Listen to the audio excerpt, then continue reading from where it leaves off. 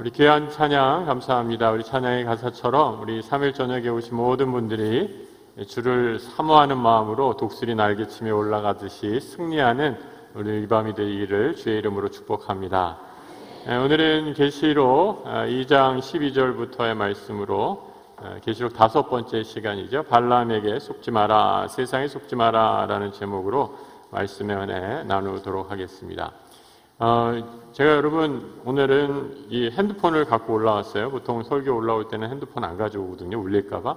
오늘은 갖고 올라왔습니다. 이 핸드폰 여러분 다 있으시죠? 네. 이 핸드폰을 요즘에 뭐라고 부르는가요? 이 스마트폰이라고 이렇게. 얼마나 똘똘한 놈인지 이제는 그냥 핸드폰이 아니라 스마트폰입니다. 얼마나 똘똘한지 이걸 가지고 뭐 온갖 기능을 다 하죠. 인터넷 검색도 하고 뭐 이걸로 이제 못하는 게 없어요. 은행 뱅킹까지 하는 시대가 됐어요. 불과 몇 년 전에만 해도 생각하지도 못할 그런 수십 가지, 수백 가지, 아니 수천 가지 기능이 얼마나 많이 있는지 모릅니다. 그 스마트폰 이렇게 보면서 이것도 제가 이렇게 보니까 여기에 숨어 있는 수천 가지, 수백 가지 기능 중에 제가 쓰는 기능은 몇 가지 안 되는 것 같아요. 제일 많이 쓰는 거, 전화 거는 거, 받는 거, 뭐 문자 정도 하는 거, 이게 거의 다고 나머지는 뭐 별로 크게 하는 게 없지 않나라고 이렇게 생각이 됩니다. 그런데 여러분 한번 생각해 보시기 바라요.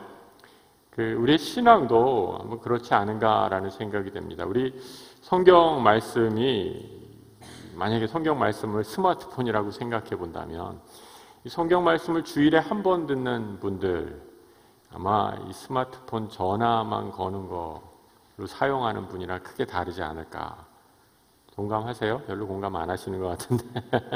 여러분 한번 생각해 보세요. 주일날. 그래서 제가 주일날 설교는 조금 이렇게 워낙 우리 교우들이 주일날 오는 교우들이 뭐 1000여 명의 성도들이 있다라고 생각하면 워낙 격차가 많이 나니까 신앙의 초보자들부터 신앙의 깊은 분들부터 하다 보니까 대체로 신앙의 초보자들한테 초점을 맞추고 설교를 하죠. 그런데 오늘 이제 수요 예배 때 오시는 분들은 스마트폰 유저에 비교한다면 어떤 분들이냐? 조금 더 많이 사용하시는 분들. 전화를 걸고 받고 문자하는 정도뿐만 아니라 이렇게 몇 가지 어플도 깔아가면서 문자 사용도 좀 할 줄 아는 분들. 그런 분들이 이 수요 예배 오시는 분들이 아닌가 싶어요. 성경을 조금 더 깊이 알고 성경을 조금 더 많이 알고 신앙에 대해서 어느 정도 연륜이 있으신 분들이 오늘 3일 저녁에 나와서 성경을 더 깊이 사모하는 마음으로 함께 오늘 이 자리에 오신 줄 믿습니다. 여기서 더 나아가면 이제 저는 한 가지 추천드리는 게 금요 GPS 성경 강좌를 추천드리고 싶어요. 금요일 날 하는 저녁의 모임은 그야말로 이 스마트폰으로 얘기하면 파워 유저들이에요. 성경을 정말 깊숙이 알아가면서 금요일 날 하는 강의에는 이 신학적인 내용이 들어가기 때문입니다. 여러분 우리가 신앙, 하나님을 만나는 경험을 한 후에 그 모든 경험들을 인간의 말로 표현하는 것이 신학이거든요. 그래서 신학이 얼마나 중요한지 모릅니다. 신앙은 굉장히 좀 주관적이고 감정적인 그런 부분이 있어요. 그래서 신앙이 좀 내가 좋았다가 나빴다가 좀 이런 변동이 심한데 신학, 우리 안에 있는 하나님 체험을 신학이라는 언어로 잘 정리를 해놓으면 우리의 신앙이 깊이 뿌리를 내리고 흔들리지 않는 것을 경험하게 됩니다. 그래서 우리 금요일 정도까지 되는 분들은 정말 성경을 잘 사용하고 성경을 잘 삶에 적용하는 파워 유저들이 아닌가라는 생각을 한번 해봤어요. 오늘 이 자리에 오신 분들 또 계속해서 하나님 말씀을 사모하는 분들 신앙에 있어서 정말 파워 유저가 되시는 축복이 있기를 우리 주님의 이름으로 축복합니다. 지금까지 하신 말씀은 잘 못 알아들으셔도 아무 상관없어요. 이제부터 시작입니다. 자, 여러분 오늘 버가모 교회 세 번째 교회죠. 버가모 교회에 대해서 오늘 말씀드리려고 합니다. 제가 나눠드린 그 교재에 버가모에 대해서 어떤 곳인가라는 것을 한번 설명을 해드렸어요. 버가모가 어떤 곳입니까? 딱 한 줄로 나와 있죠. 뭐라고 되어 있습니까? 사탄의 권자가 있었던 곳이다. 이건 뭐 사탄의 권자가 있었다라고 하니까 굉장히 무시무시한, 어마무시한 아주 뭐 지옥불이라도 있었던 것인가 이렇게 생각하실 수 있는데, 반대로 버가모는 굉장히 발달한 그리스 문명의 중심지 가운데 하나였습니다.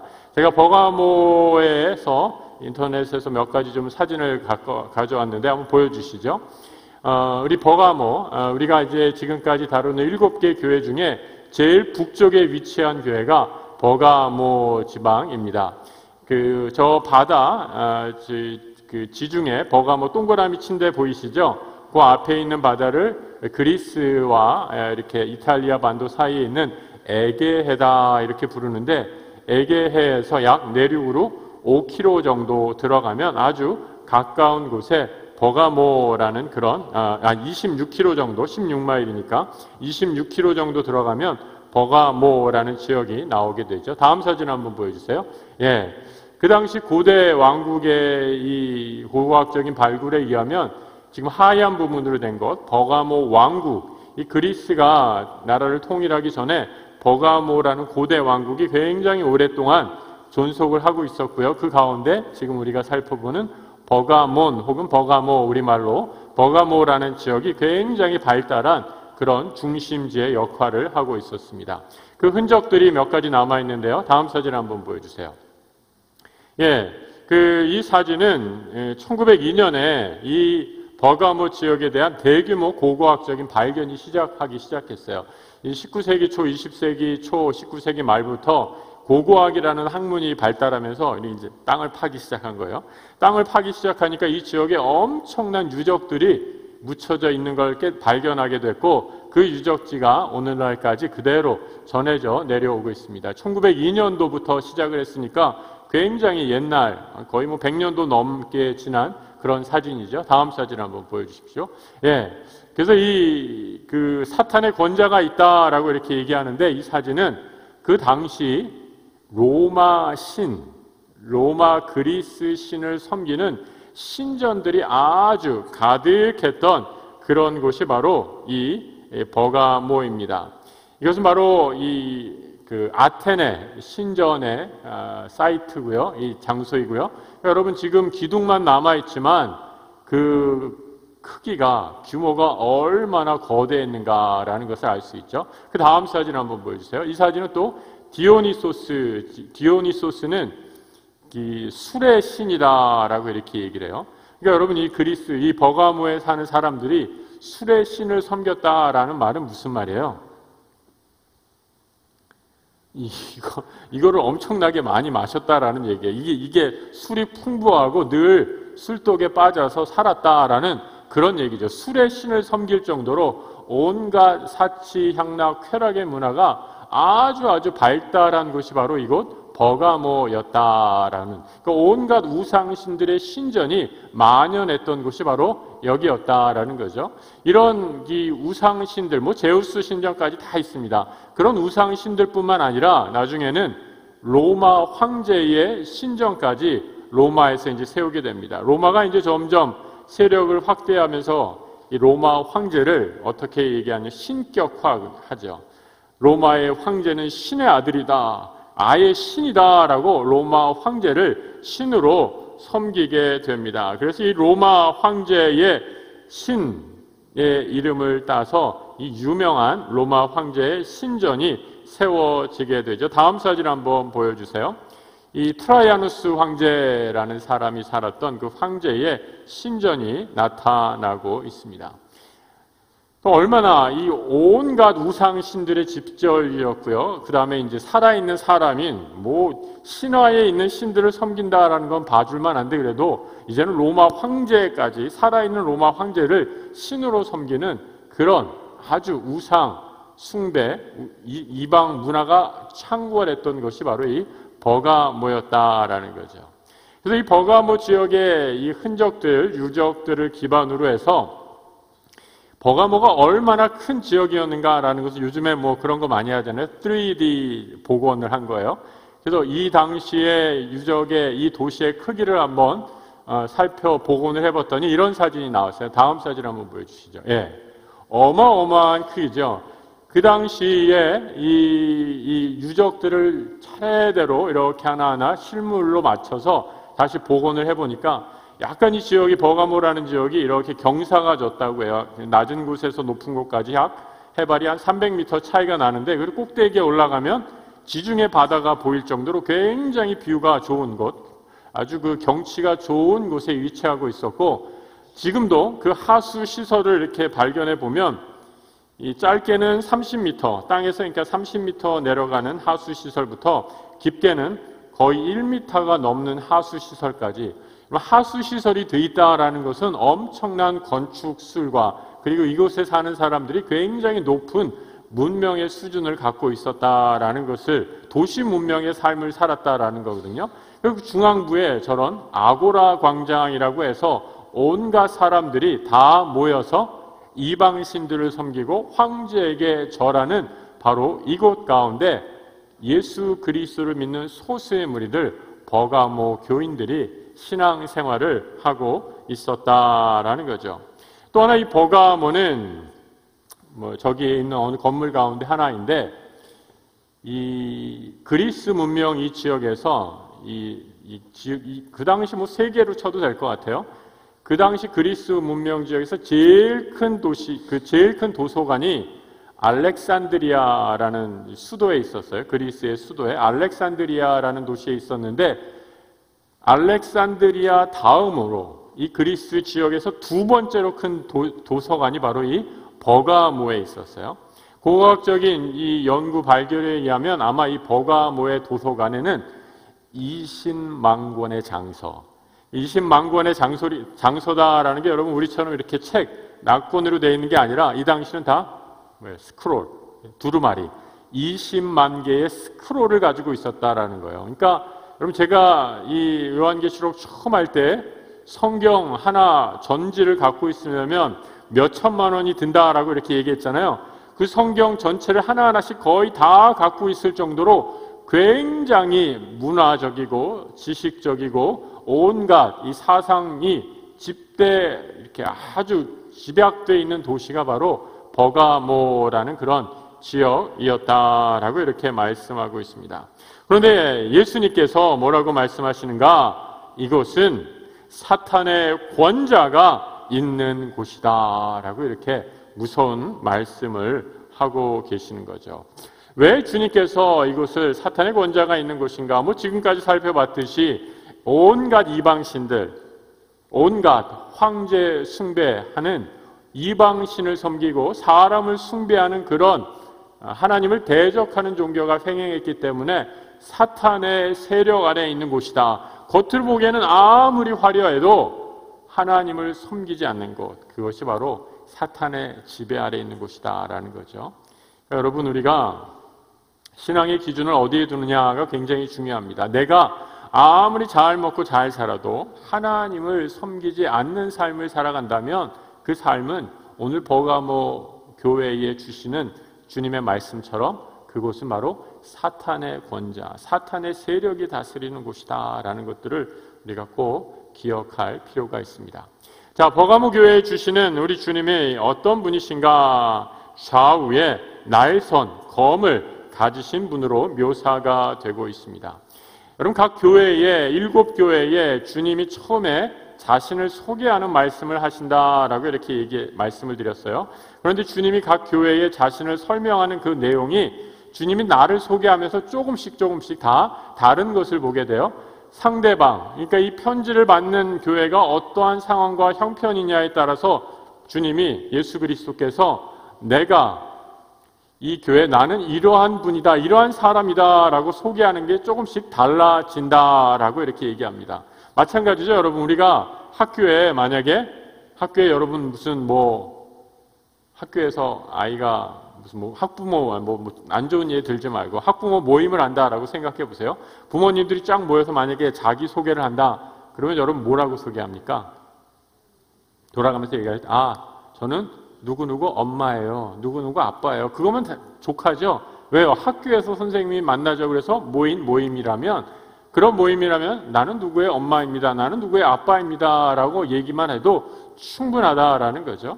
근데 버가모 교회에 주님은 어떻게 표현하시고 있는가? 이 교회에 나는 좌우에 날선 검을 가진 분이다 라고 이렇게 스스로를 표현하고 있습니다.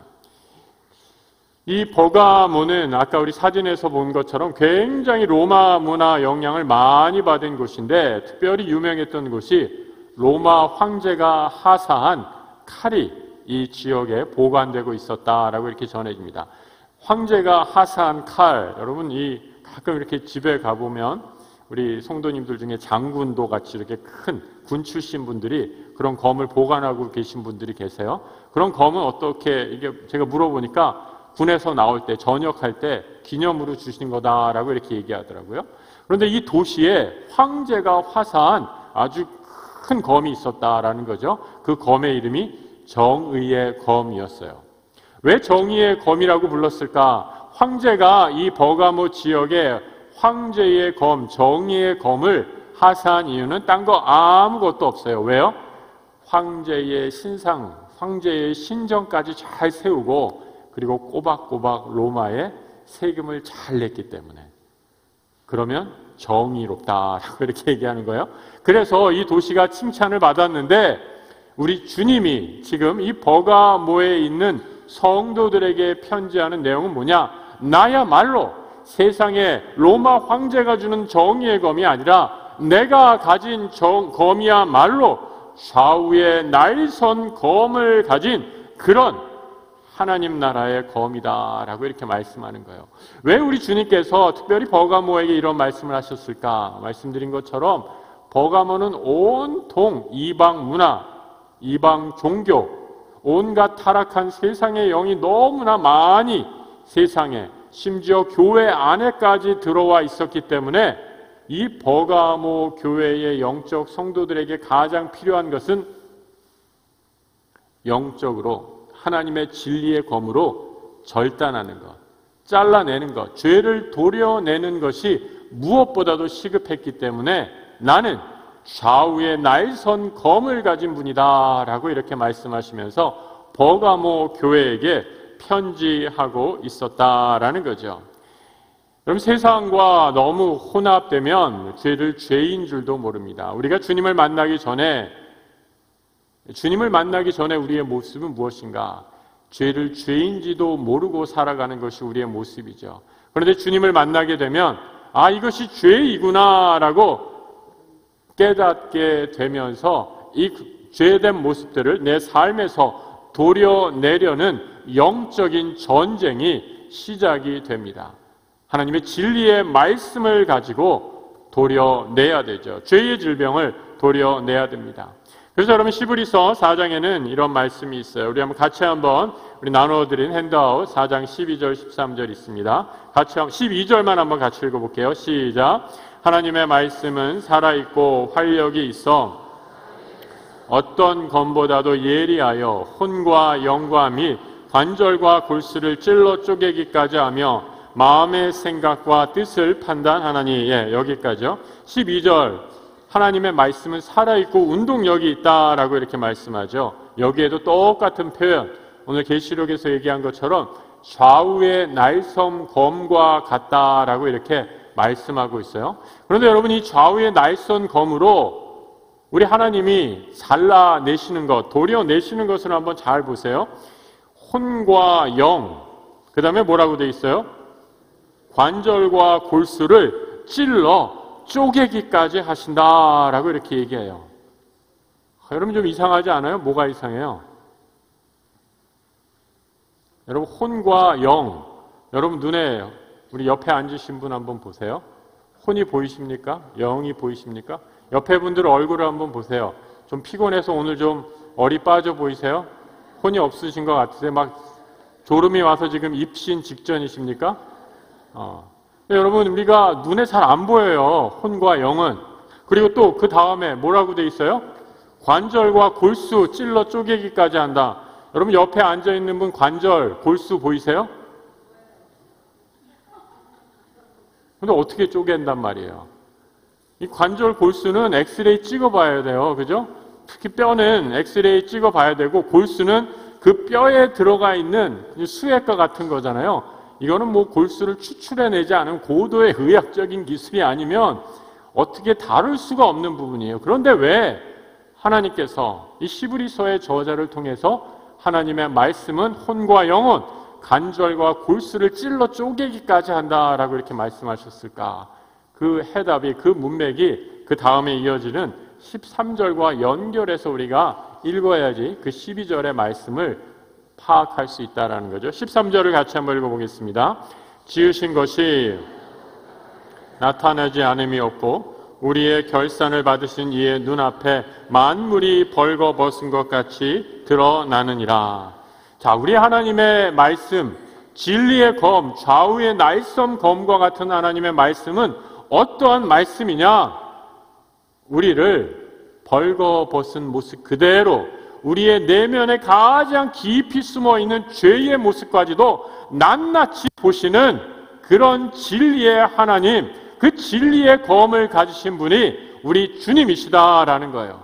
그러니까 여러분, 세상에 어리석은 사람이 어떤 사람인가? 이 진리의 검을 갖고 계신 우리의 모든 속사람, 우리의 모든 죄악, 우리가 숨겨놓은 모든 더러운 죄의 추악한 모습까지 낱낱이 다 꿰뚫어 보시는 하나님 앞에 우리의 죄를 감추려고 한다면 그 사람처럼 어리석은 사람이 없다라고 이렇게 말씀하시는 거죠.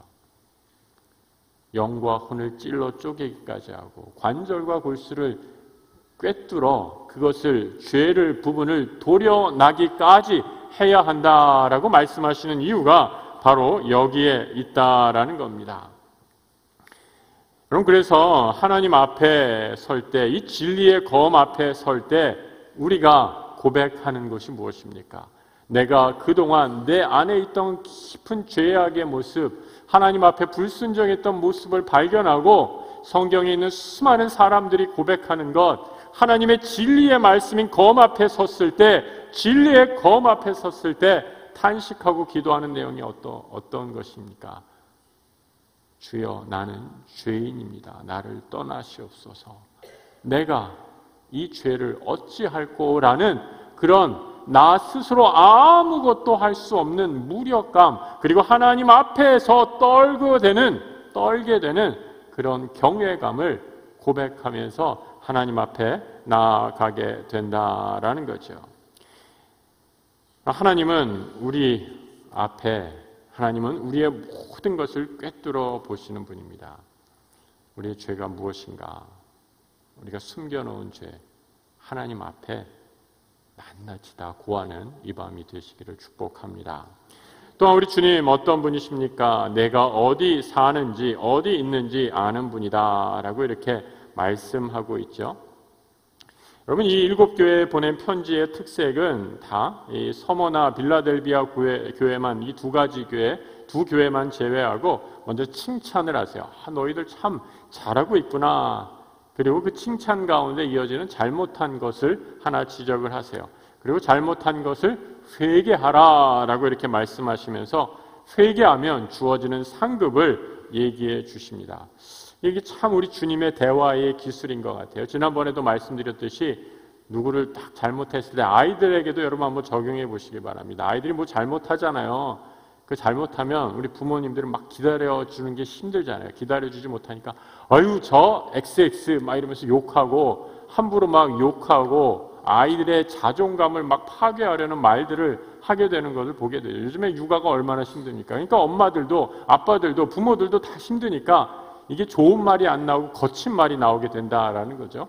근데 우리 주님은 어떻게 사람을 키우시고 양육하시는가? 먼저 그 사람을 칭찬하세요. 그 사람이 아무리 잘못하고 실수하고 쓰러지더라도 그래, 내가 너 어디 사는지 알아. 내가 지금 어디 사는지 안다라는 것은 뭐냐면 내가 지금 너 있는 모습 그대로 다 알고 있어. 너의 존재를 인정한다라는 그런 의미죠. 내가 너의 형편과 상황 다 알고 있어. 그래, 여기까지 오느라고 정말 수고했다. 그래, 너 이거 참 잘했어. 이건 정말 내가 너를 위해 아무리 생각해봐도 네가 칭찬받아 마땅할 일이야 라고 이렇게 얘기하신 후에 그 다음에 이렇게 얘기하시죠. 하지만 이것 잘못했는데 조금 더 잘할 수 있는데 한번 이렇게 해줄 수 있겠니?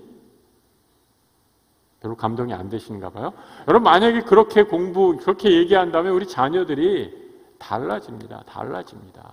우리 주님이 그렇게 대화를 하고 계시다라는 거죠. 오늘 버가모 교회의 교우들에게 그렇게 교훈하시면서 다가가 주시고 있다라는 겁니다. 또 하나, 우리 주님은 만나를 주시는 분, 만나는 하늘로부터 내려온 양식, 하늘의 음식이지요. 세상의 음식을 끊은 자, 세상의 음식을 끊으면 뭐 먹고 사나 두려움과 근심, 걱정에 사는 사람들에게 하늘의 만나를 내가 채워주겠다라고 말씀하시죠. 영적 목마름을 느끼는 자에게 하나님께서 채워주시는 하늘의 선물이다라고 말씀드릴 수 있죠. 그리고 신도를 주신다라고 이렇게 묘사하고 있습니다. 여러분, 신돌, 왜 신돌이 나오는가? 이 고대 운동 경기에서 그 경기에서 우승한 사람한테 주어진, 요즘 말로 얘기하면 메달 같은 거죠. 기념패 같은 거예요. 하얀 돌에다 그 경기에서 최고의 성적을 낸 사람에게, 1등을 한 사람에게 그 사람의 이름을 새겨 주었다라는 겁니다. 신돌, 더러운 돌이 아니라 깨끗한 돌입니다. 때 묻지 않고 죄에 물들지 않고 그런 깨끗한 돌, 내 이름이 박힌 그 돌을 주시는 분으로, 이 신돌은 그래서 회개한 것의 상징입니다. 모든 죄에서 자유함을 받은 영혼의 상징, 신돌의 상징이죠. 그럼 돌이 얼룩달룩하고 죄에 물들어 있으면 거기에 이름을 아무리 새겨놔도 제대로 보이지가 않아요.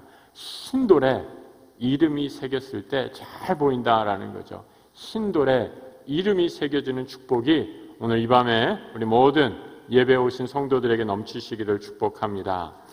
버가모 교회에 칭찬받을 점이 몇 가지 있었는데, 이 교회에 먼저 칭찬을 하시죠. 뭐라고 얘기하는가? 이 교회에 충성된 증인이 있었다라고 이렇게 말씀합니다. 그 사람의 이름 바로 내 충성된 증인 안디바다라고 이렇게 얘기합니다.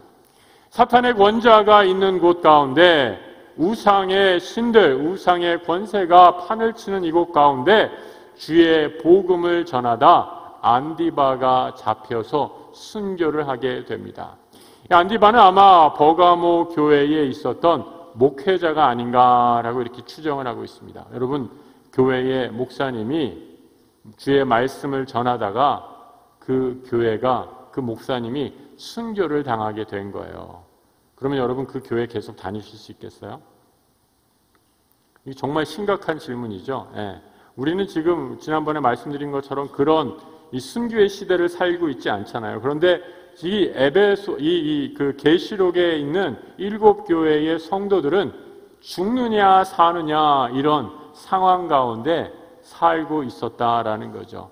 그 교회의 영적 지도자가 사탄의 권세 아래 있어서 결국은 순교까지 당하게 됐는데 뭐라고 얘기합니까? 이 순교의 상황 가운데 너희의 영적인 지도자가 죽음을 맞이한 가운데서도 너희들은 믿음을, 나를 믿는 믿음을 저버리지 아니하였다라고 이렇게 말씀하고 있습니다. 여러분, 얼마나 귀한 말씀입니까? 우리 교회의 모든 우리 성도들 이런 마음으로 주님을 사랑한다면, 특별히 직분자들이 더 책임을 지고 더 하나님 앞에 한 걸음 나아가 여러분 직분자로 불러주셨다라는 의미는 무엇입니까? 바로 이런 의미죠. 어떠한 상황과 형편이 닥치더라도 나는 믿음을 저버리지 않겠습니다 라는 그 믿음의 고백, 그 사람이 바로 죽기까지 충성하는 사람에게 주어지는 하나님의 축복을 받게 될 사람 아니겠습니까? 이 버가모 교회는 바로 이런 충성된 믿음, 또 끝까지 믿음을 저버리지 않는 그런 믿음의 성도들이 있었다라고 이렇게 말씀하고 있다는 거죠. 그런데 이 버가모가 내린 책망의 형편들, 책망이 몇 가지가 있다라는 거죠. 두 가지의 것들을 얘기하는데, 발람의 교훈을 따랐다라는 거와 니골라당의 교훈을 지키는 무리가 있었다라고 이렇게 얘기합니다. 여러분, 발람은 어디에 나오는 인물인가요? 민수기에 등장하죠. 민수기 22장부터 시작해서 발람의 이야기가 쭉 나타나고 있습니다. 발람은 어떤 사람이었냐면 모압 왕의 점술가였어요. 주술가였다라고 이렇게 보면 됩니다. 그러니까 요즘 말로 얘기하면 점쟁이 같은 그런 사람이에요. 그러니까 이 발람이라는 사람이 유명한 아주 이 신통방통한 능력을 갖고 있는 그런 점쟁이였습니다. 그런데 모압 왕 발람이 아니라 모압 왕 발락. 이름이 비슷해요. 그래서 맨날 헷갈려요. 모압 왕 발락이 이스라엘과 전쟁을 해야 되는데 이스라엘이 생각보다 센 것 같거든요. 그래서 주술사, 우리가 뭐 믿지 않을 때, 하나님 잘 모르고 살아갈 때 그런 마음이 불안하면 어떻게 합니까? 점쟁이한테 가서 좀 물어보고 그랬잖아요. 여러분 안 그러셨어요? 네. 하나님 믿지 않는 사람들, 그런 요즘에 미아리 가보세요. 요즘도 얼마나 성행하는지 몰라요. 하나님 믿지 않는 사람들이 뭔가 의지하려고 하는 신통방통한 능력이 발람이라는 사람한테 있었다라니 하니까 발락이라는 왕, 모압 왕 발락 왕이 발람에게 찾아가서 야, 내가 지금 이스라엘과 전쟁을 하려 합니다. 내가 당신에게 복채를 두둑히 줄 터이니 우리와 싸울 이스라엘을 좀 저주해 주십시오 라고 이렇게 부탁을 합니다. 그러니까 발람은 여러분 어떤 사람이에요? 복채를 주면 그대로 하는 사람이잖아요. 복채에 따라서 축복의 내용이 바뀌게 되잖아요. 그렇죠? 점쟁이한테 축복 많이 받으려면 어떻게 돼요? 복채를 두둑히 들고 가면 되잖아요. 잘 모르시는 것 같네. 네. 그 두둑히 들고 가면 되는데 발람이 그래서 예언을 하기 시작합니다. 이스라엘을 저주하려는 예언을 하기 시작하니까 어떻게 합니까? 주의 사자가 그의 입술을 막으시고 그 입에 저주가 아니라 축복의 말씀을 넣어주죠. 이것이 3번이나 계속 반복이 됩니다.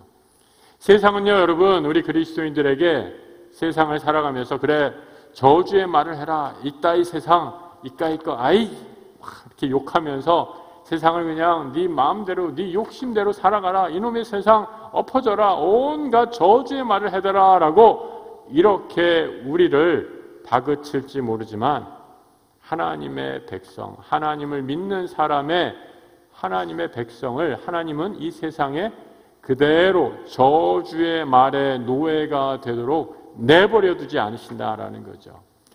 그 발락의 사주를 받고 발람이 예언을 할 때마다 하나님께서 그의 입에 저주가 아닌 축복의 말씀을 계속해서 넣어주십니다. 발락 왕이 3번을 부탁을 해요. 내가 두둑히 예물을 줄 테니까 발락 왕이 발람에게 이스라엘을 저주해라 라고 하니까 발람이 이스라엘에게 저주하려다가 하나님이 거기에 축복의 말씀을 계속 넣어주니까 축복합니다. 나중에 4번을 축복합니다. 그럼 세상이 우리를 아무리 저주하려고 해도 하나님의 백성에게는 하나님께서 함께 하시는 축복의 역사가 함께 하시는 줄 믿으시는 이 밤 되시기를 바랍니다. 하나님의 축복의 역사가 일어나게 되자 어떻게 합니까? 이 발람이, 저는 이 어렸을 때 이 발람과 발락 이야기를 읽으면서 참 재밌었어요. 그리고 나중에 이 발람이 그래도 참 좋은 사람이구나 라고 이렇게 착각했는데 나중에 쭉 읽어보니까 발람은 결코 좋은 예언자는 아니에요. 말씀드렸던 것처럼 돈만 주면 무슨 얘기든지 다 하는 그런 사람이에요. 이 발람 예언자가 발락 왕한테 돈을 많이 받았는데 계속 이 고객이 원하는 대로 하지 않으니까 나중에 좀 미안했던 것 같아요. 그래서 발락 왕에게 아주 좋은 팁을 하나 주고 갑니다. 조언을 하나 주고 가죠. 이거는 성경을 잘 읽어봐야지 나와요. 민수기 30장 뒤에 가면 이 모세가 나중에 이 발람의 계략을 발견하면서 이렇게 얘기하는 것이 나옵니다. 발람의 꾀에 빠져서 이스라엘이 음행을 범했다라는 구절이 나오게 되거든요. 이 민수기 25장에 가면 어떠한 일이 일어나느냐? 이스라엘 백성이 갑자기 음행을 저지르기 시작합니다. 모압 여인들과 음행을 저질러요. 요즘에 다른 민족까지 인터내셔널 메리지 하는 그 정도 수준이 아니라 외국 이방인들과 결혼을 한 것까지는 좋았는데 이방인들을 아내로 삼으면서 그 이방인들이 믿는 이방인들의 문화를 그대로 다 이스라엘 민족한테 이스라엘이 따라하기 시작한다라는 거죠. 이 꾀가 어디서 나왔느냐? 성경은 바로 발람의 꾀였다라고 이렇게 말씀해 주고 있어요. 그러니까 발락 왕에게 조언을 한 거예요. 내가 우리 고객님 만족하셨나요? 만족하지 못했어! 이러니까 뭐라고 얘기한 거예요? 한 가지 팁을 준 거죠. 그러면요, 이스라엘을 물리칠 수 있는 방법이 하나 있습니다. 그게 뭐예요? 이방 여인, 모압의 여인들과 이스라엘 사람이 결혼하게 해서 행음하게 해서 이스라엘을 무너뜨리십시오 라고 이렇게 조언을 준 것이죠. 그리고 그 계략에 넘어가게 되고 이스라엘이 타락의 길로 접어들게 됩니다. 이 일 때문에 하나님께서 10,000명이나 되는 이스라엘 사람을 벌하시는 사건이 민수기 후반부에 기록이 되고 있다라는 거죠. 그러면 이게 발람의 교훈, 그래서 오늘 계시록에서 말하는 발람의 교훈은 뭔가라는 거죠. 이스라엘 백성은 발람이 사주를 받고 저주하라 라는 말을 받고도 축복하라 축복하라 축복하라 라는 말을 듣고 이제는 됐다라고 생각했던 것 같아요. 아 그래, 하나님이 우리를 지켜주시잖아, 하나님이 이 광야에서도 우리와 늘 함께 하시잖아 라는 것을 확신하고 나아가다가 이방 여인들과 사랑에 빠지면서 그들의 문화, 그들의 신을 그대로 받아들이게 됐다라는 거죠. 이 죄는 항상 어디서부터 시작이 되느냐, 시험은 항상 어디에 빠지게 되느냐, 이 정도면 됐잖아, 이 정도 하면 됐지 뭘 더 이상해 라고 생각할 때 사탄이 우리를 시험하고 악의 길로, 유혹의 길로 이끌어 간다라는 것을 여러분 꼭 기억하시기 바랍니다. 그럼 버가모를 이렇게 가만히 살펴보면 그야말로 이제 이 영적인 수준차가 굉장히 크다라는 걸 보게 돼요. 버가모에 아까 말씀드렸던 것처럼 누구였어요? 안디바라는 순교자가 있었던 반면에 온갖 이방 문화에 젖어서 이게 교회인지 세상인지 구분하지 못하는 그냥 이방인의 죄에 깊이 빠져 있는 그런 사람들이 함께 생활하고 있었다라는 거죠. 여러분, 그래서 이 버가모에서 주시는 교훈, 특별히 발람의 교훈을 생각하라라는 말씀을 통해서 주는 교훈은 뭐냐? 이제 됐다라는 영적인 긴장감을 늦추고 살아갔다가 시험에 빠지고만 이스라엘 백성의 예를 너희들이 끝까지 기억하라라고 이렇게 말씀하고 있습니다. 여기에 속지 말라라는 거죠. 아프리카에서 오랫동안 선교하신 우리 선교사님과 한번 대화를 할 기회가 있었어요. 이 아프리카까지 선교하러 오는 교회들은요, 여러분, 이 개척교회는 아프리카를 선교하러 갈 수가 없어요. 이제 워낙 멀잖아요. 선교 역량이 어느 정도 돼야지 아프리카까지 가서 선교를 하는 게 되는데, 그래서 아프리카에 수십 년 계신 20년 넘게 사역을 하다 보니까 한국의 웬만한 대형교회 목사님들은 다 아프리카를 다녀가시고 만나셨다고 이렇게 얘기를 하시더라고요. 목사님이 이제 선교사님이 사역을 하는데 어느 큰 교회에서, 한국의 이름만 되면 알만한 큰 교회에서 선교사님 정말 선교 잘하고 계십니다. 선교사님을 위해 우리 교회에서 이 정도 금액을 헌금하겠습니다. 선교사님 마음대로 쓰십시오 라고 이렇게 거액의 선교 자금을 드리겠다라고 제안을 했대요. 여러분 같으면 어떻게 하셨겠어요? 참 감사합니다. 하나님 나라를 위해 잘 쓰겠습니다. 저랬으면 이랬을 것 같은데 선교사님 그렇게 안 하셨다라는 거예요. 저는 예장 통합 측 파송받은 선교사이고, 그리고 저를 지금 후원하는 교회가 있습니다 라고 이렇게 말씀하시면서 그 후원을 거절하셨다라는 거예요. 그러면서 이 일은 다른 일에 우리 목사님이 더 기도해 보시고 다른 아프리카에서 제가 더 기묘한 일에 사용할 때가 있는지를 알아보고 기도하겠습니다 라고 이렇게 거절하셨다라는 거예요. 그러니까 오히려 그 선교 헌금을 드리겠다는 목사님이 당황하셔가지고 아니 세상에 이런 선교사님도 있나라고 깜짝 놀라셨다라는 말씀을 들었습니다. 여러분, 우리가 뭐든지 이 유혹, 작은 유혹에 쉽게 넘어가게 되죠. 그 유혹에 넘어갈 때 하나님의 영광이 가려지고 하나님의 이름이 더럽혀지는 것을 보게 됩니다. 발람의 교훈을 따르지 않는 우리 성도들 되시길 축복합니다. 여러분, 한번 저를 따라해 보실까요? 한번 따라해 보세요. 절대로 안 된다. 하나도 안 된다. 이 정도도 안 된다. 발람은 우리에게 늘 세상은 속삭입니다. 이 정도까지 할 필요 없잖아. 너 왜 이렇게 유난을 떨어? 라고 이렇게 늘 속삭일 때 말씀의 진리의 검 앞에 서서 죄에 대해 단호하게 노하고 나아가시는 우리 성도들 되시기를 축복합니다.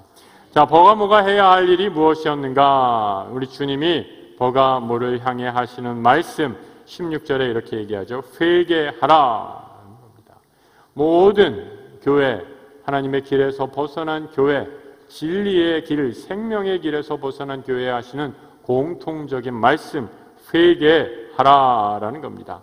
회개하지 아니하면, 그리하지 아니하면 내가 속히 내게 가서 내 입의 검으로 그들과 싸우리라 라고 이렇게 말씀하고 있어요. 여러분, 우리 주님이 어느 정도까지 말씀하시느냐? 내가 그들과 싸우겠다라는 겁니다. 버가모의 관리들 로마 황제의 권세를 등에 업고 그리스도인들을 죽이고 핍박하는 사람들이었습니다. 그런데 우리 주님이 이를 보시고 하나님의 진리의 검이 세상의 권세를 마음대로 사용하는 그들을 심판하실 거다라고 말씀합니다. 내가 속히 그들과 싸우리라 라고 이렇게 말씀하죠. 우리 주님은 몸된 교회가 더러워지는 것을 결코 보고 있지 않으시다라는 거죠.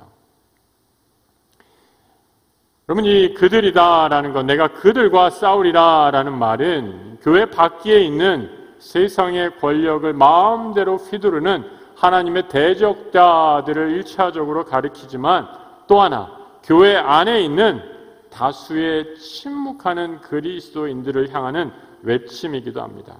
주님이 싸우시는 대상은 또 있어요. 누구냐?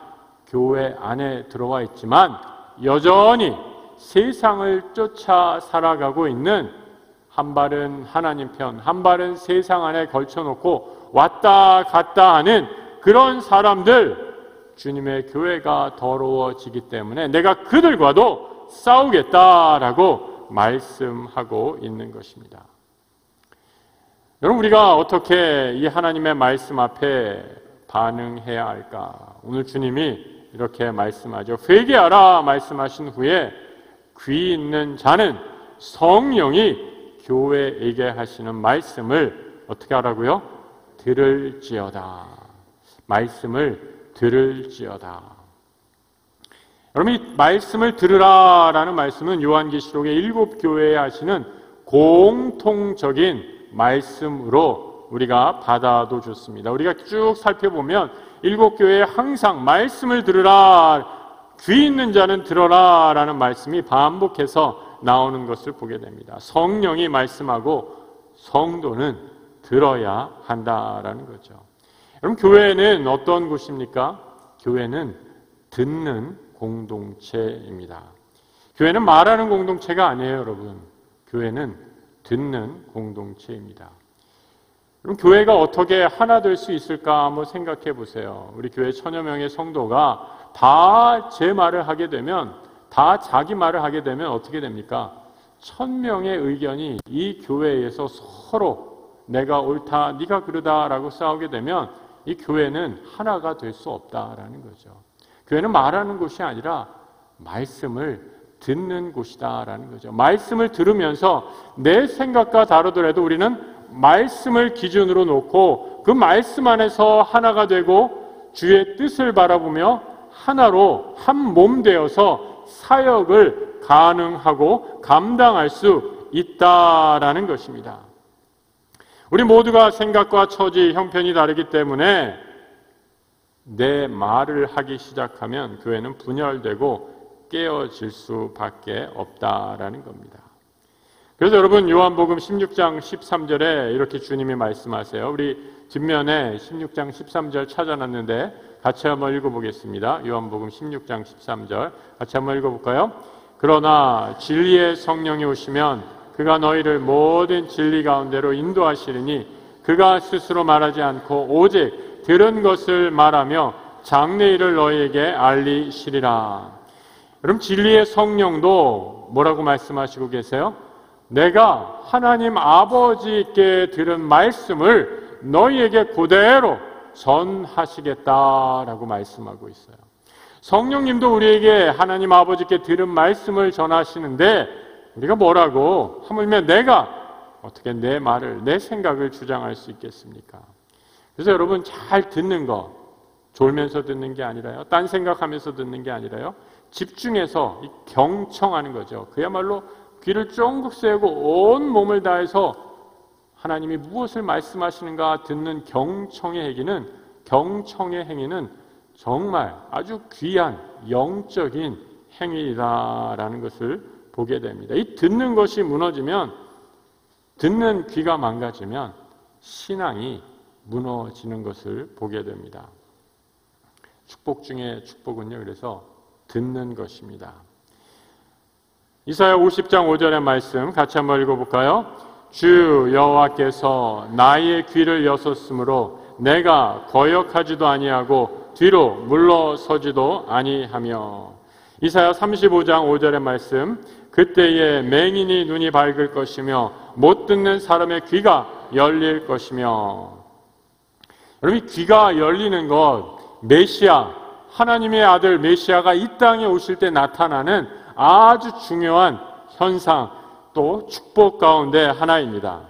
예수님이 실제로 이 귀머거리에 귀에다가 진흙을 바르신 후에 귀에 딱 이 귀를, 청각장애인이죠, 귀를 딱 잡으시고 진흙을 바르신 후에 뭐라고 말씀하십니까?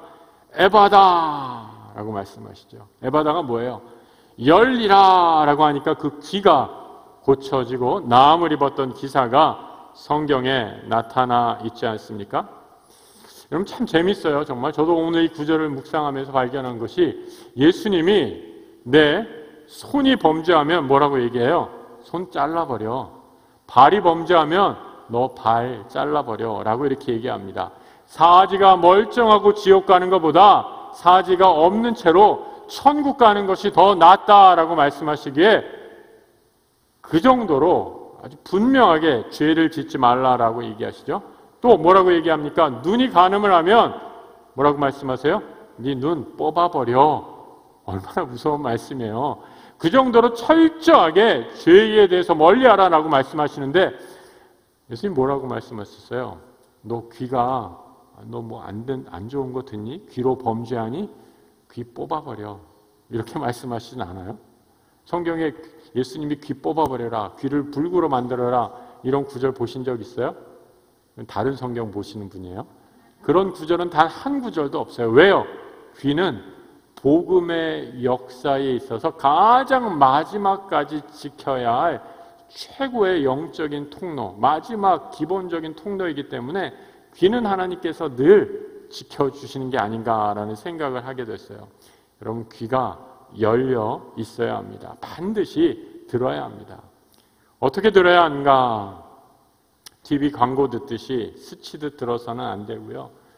마음을 다하고 정성을 다하고 집중하여 들어야 이 말씀 가운데 생명의 역사가 일어날 줄 믿습니다.